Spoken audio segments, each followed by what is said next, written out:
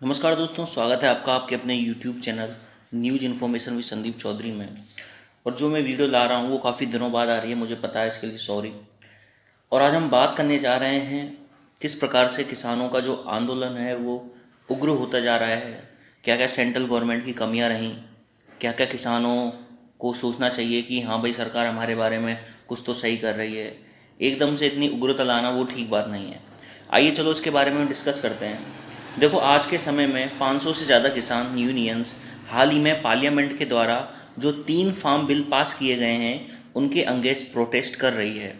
Situation ये है कि दिल्ली के जो बॉर्डर्स हैं उन पर किसान जमा हैं और ये चेतावनी दी गई है किसानों के द्वारा, अगर सेंट्रल गवर्नमेंट इन कानूनों को रद्द नहीं करती पार्लियामेंट के थ्रू, तब तक दिल्ली में से जो आने वाले रास्ते हैं उनको पूरी तरह बंद करके रख दिया जाएगा ताकि कोई मूवमेंट ना हो सके। यानी कि सेंट्रल गवर्नमेंट के ऊपर पूरा पूरा प्रेशर दिखाई दे रहा है। हमारे देश में किसान हमेशा से ही महसूस करते आए हैं कि हमारा एक्सप्लॉयटेशन हो रहा है, और सेंट्रल गवर्नमेंट का जो तर्क है ये जो 3 फार्म लॉ के लिए, ये एग्रीकल्चर सेक्टर में काफ़ी ज़्यादा इफेक्टिव और ल्यूक्रेटिव बनाने के लिए है।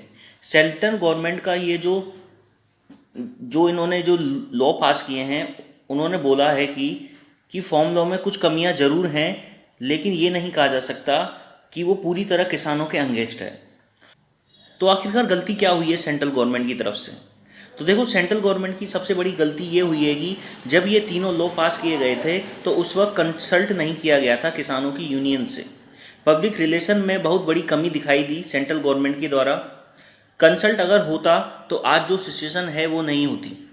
सबसे बड़ा जो डर है किसानों का वो यही है कि आने वाले समय में एमएसपी सिस्टम को ख़त्म कर दिया जाएगा।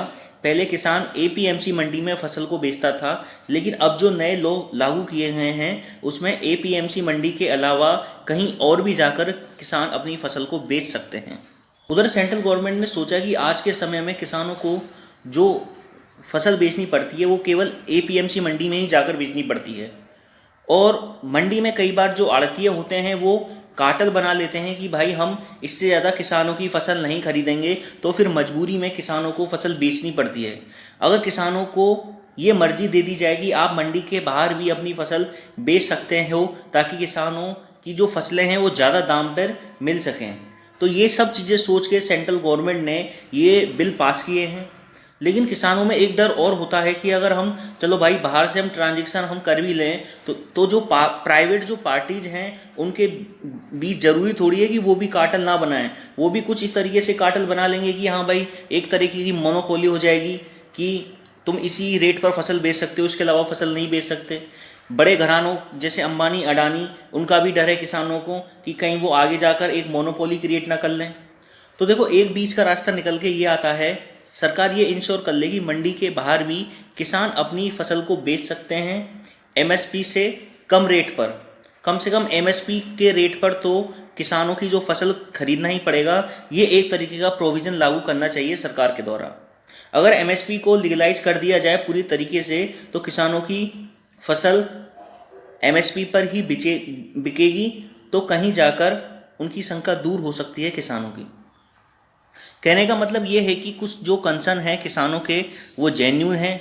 जैसे मैं आपको एक चीज़ बताता हूँ कि बिहार में एपीएमसी मंडी का प्रोविज़न लागू किया गया था, लेकिन एपीएमसी मंडी के बाहर जो प्राइवेट मंडी बनी वहाँ पर भी कुछ प्राइवेट टेंडर ने कार्टेल बना लिए, और जिस प्रकार से किसानों की फसल को एपीएमसी मंडी में कम रेट पर लिया जा रहा था, उसी प्रकार से प्राइवेट टेंडर के द्वारा भी लिया गया कम रेट पर फसल को, और वहाँ पर जो इंफ्रास्ट्रक्चर था वो इतनी तरीके से डेवलप नहीं था। यही तो किसान कह रहा है कि अगर हम बाहर फसल बेचें तो कम से कम हमें प्रोटेक्ट तो किया जाए प्राइवेट ट्रेडर के द्वारा। अभी मंडी में हम बेचते हैं तो वहाँ पर कुछ ना कुछ गवर्नमेंट के रूल और रेगुलेशन होते हैं, उनको फॉलो किया जाता है। और दूसरी मांग ये रही किसानों की कि जो इलेक्ट्रिक अमेंडमेंट बिल 2020, इस बिल में ये प्रोविज़न किया गया है कि सब्सिडाइज्ड बिल को ख़त्म किया जाए। किसानों को डर है कि अगर ये बिल बन जाता है तो उन्हें सस्ती इलेक्ट्रिसिटी नहीं मिलेगी। उधर हम सेंट्रल गवर्नमेंट की बात करें, सेंट्रल गवर्नमेंट का तर्क यह है, उन्होंने बताया है कि इससे ज़्यादा फ़ायदा जो होता है वो अमीर किसानों को होता है, वो इस चीज़ का ज़्यादा फ़ायदा उठाते हैं। सब्सिडाइड इलेक्ट्रिसिटी का गरीब किसानों को फ़ायदा नहीं हो पाता। और फ्री इलेक्ट्रिसिटी जब मिलती है तो ग्राउंड वाटर का एक्सप्लोटेशन बहुत ज़्यादा होता है, पानी बहुत ज़्यादा व्यर्थ में बहता है, जिससे सॉइल की जो फर्टिलिटी है वो बिल्कुल ख़राब हो जाती है। तो इस कारण किसान जो हैं वो इस बिल को वापस मांग करने की बात कर रहे हैं कि इस बिल को वापस लिया जाए। इसके साथ साथ जो तीसरी प्रॉब्लम है वो है स्टेबल बर्निंग की। अभी सरकार ने एक रूल किसानों पर लागू किया जा रहा है कि स्टेबल बर्निंग जो करोगे उस पर 1 करोड़ तक का फाइन लगेगा। तो वहीं पर किसान कह रहे हैं कि स्टेबल बर्निंग जो है वो हम जानबूझ के तो करते नहीं है, हमको ये मजबूरी में करना पड़ता है, तो हम पे फाइन नहीं लागू किया जाना चाहिए स्टेबल बर्निंग का। देखो, किसानों की जो समस्याएं हैं उन पर काफ़ी गंभीर चिंतन करने की आवश्यकता है सरकार को। बहुत सारे किसान सुसाइड कर लेते हैं, काफ़ी जो किसान है वो कर्ज में डूब जाते हैं, किसानों पर उनकी फसलों के ही दाम उनको ठीक से नहीं मिलते, और जो कंज्यूमर होते हैं उनको अधिक रेट पर दाम मिलते हैं, जो बीच के बचोलिए हैं वो ज़्यादा मज़े ले जाते हैं इन चीज़ों के। बट ऐसा नहीं है कि ये सारे प्रोविज़न जो हैं वो किसानों के अंगेंस्ट दिए हैं सरकार ने। एक बीच का रास्ता ये निकल सकता है कि किसानों से पूछा जाए कि हाँ भाई, तुम किस चीज़ में राज़ी हो। सरकार को इस पर कंसर्न करने की आवश्यकता है, किसानों से बात करने की आवश्यकता है, ताकि जिस प्रकार से ये प्रोडक्शन हो रहा है, इतना वायलेंस हो रहा है दिल्ली के अंदर, चारों तरफ रास्ते बंद कर दिए गए हैं, तो ये सारी चीज़ समस्याओं से निपटा जा सकता है। आई होप आपको वीडियो अच्छा लगा होगा। वीडियो को शेयर, सब्सक्राइब, लाइक जरूर कर दिया करें। Thank you.